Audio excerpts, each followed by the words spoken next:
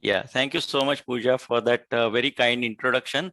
Can you see my shared screen? Yes, sir, please. Yeah, okay. So I will go ahead. So this is a live recorded video which I did last Saturday. And this is the magnificent IOL which I'll be implanting. The power, as it says, 24.5 diopters. So I always use the Barrett formula, which is now I think universally accepted formula. And as you can see, this magnificent IOL, it has the Barrett the lens factor of 2.04, and luckily I got the exact 24.5 here as the emmetropic power. Apart from the IL power, we have to look at the keratometry. You can see it's 0.72 diopter at 100 and around 17 degrees. So my aim will be to take the incision on the steep axis. This magnificent IOL at present is present only in the spherical platform. So there is no toric available. So I'm sure in future it will be available. So that will be great for the patients. And this particular IOL has extended depth as compared to a normal monofocal, which may have little bit of extended depth, say around 0.5 diopter. This has around 1 to 1.4 diopter of extended depth. But in my practice, I use it like a monofocal. I call it a advanced monofocal IOL because it doesn't really give you very good near vision, but it gives you a very good functional vision. So I start off the surgery. Patient is on topical anesthesia here. And I'm going to use also the Callisto system. You can see in my video that there is this EDIS, which is attached to Lumira microscope. And I'll be using more of retroillumination, which I really like using during the surgery. And you can see the Callisto is showing me the steep axis, which is at 117 degrees in this patient. So I always sit at the head end of the patient in all my surgeries. So this is not something exclusive. And I try to take the incision always on the steep axis, because what I found out in my post-op patient is that the residual astigmatism is the big headache. Nowadays, with good biometer available and with good formula like Barrett, we are getting lesser and lesser spherical errors, but astigmatism is something which the surgeon has to control. So this is the triplanar incision. You can see the incision is at the mid limbal level, so it bleeds little bit.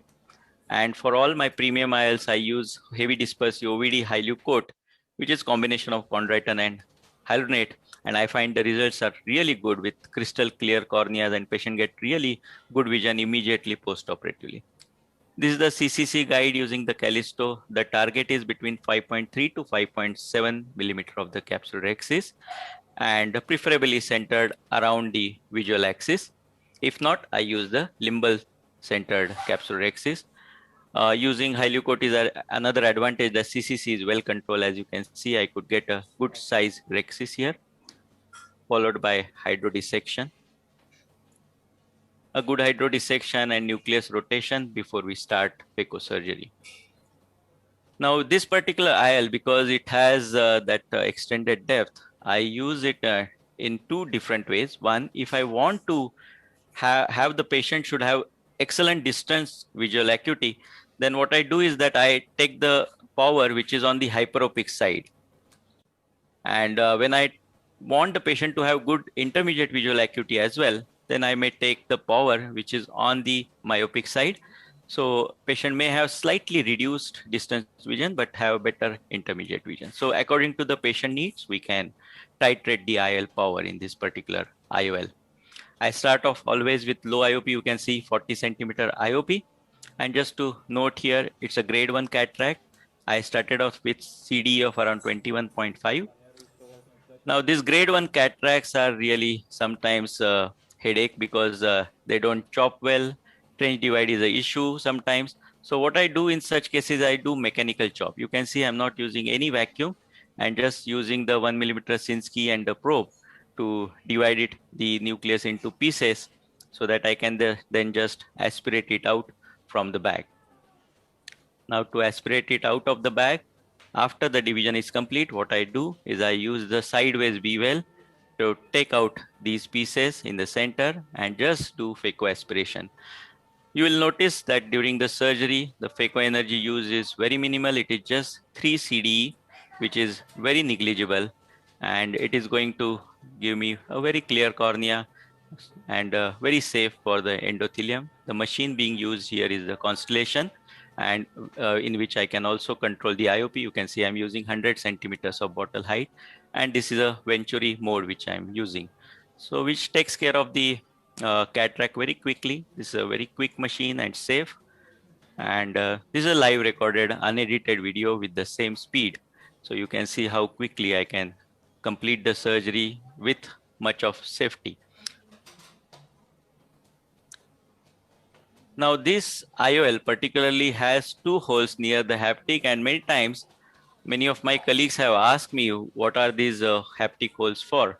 I really am not sure why these are for, but theoretically I feel these holes will prevent the capsular distension syndrome, which can happen with beginners when they leave little bit of viscoelastic in the bag, which should be avoided in all cases. So this is the end of the cortex aspiration. I use the coaxial IA. And for the implantation of the IOL now, and just I will show you how to load this lens. Now this design is very, very good. There is not a single IOL damage, which I have noticed with this IOL design. This is the open cartridge, or we call it butterfly cartridge. And the important thing is to place the optics as well as the haptic right inside this groove so that they don't jet out when you are closing the cartridge, and make sure the haptics are lying just besides the optic. I don't try to put the haptics over the optic. And then once you have inserted this cartridge, I make sure that while pushing the IOL, the haptic is not stuck between the silicone plunger and the wall of the cartridge. And when I'm injecting, I always inject slowly, looking at the distal or the trailing haptic as well, so that it doesn't get stuck. And you can see how nicely it goes in. Very soft material. This is a cast molded IOL. So you have very soft material, very tacky lens. And that's gone right inside the bag. And I'm going to do now visco wash. Whenever I use Hylucoat, I have to make sure that I take it out right from behind the endothelium, because it's a very sticky and very sticky and heavy dispersive material which protects the endothelium perfectly, but we have to wash it off very well at the end of the surgery. This is the trick. Go behind the IOL and take out the viscoelastic as much as possible. I am almost obsessive for removal of this viscoelastic, but what it does is that the patient have very comfortable post-operative course. Most of the patient tell me that they never felt as if the surgery was done in their eyes. It is as comfortable. That is because of the complete visco wash. Of course, hydroimplantation is another way to achieve a visco-free post-operative period. But I think for beginners, and always visco injection, the IOL injection under visco is always safer because it's more control. Now let's have a look at this IOL. I am hydrating the incision, and then we'll see the IOL surface, and you will find that the IOL surface is quite clear. There are no halos, there are no rings or anything, and there is no central bump also, which might be seen in some of the EDOF IOLs. So what we have here is a clear optic with no bumps, and there is a gradual decrease of the IOL power from the center to the periphery. So which is quite good, and gives no glares halos as such. Patient generally get very good distance vision and very good intermediate vision as well.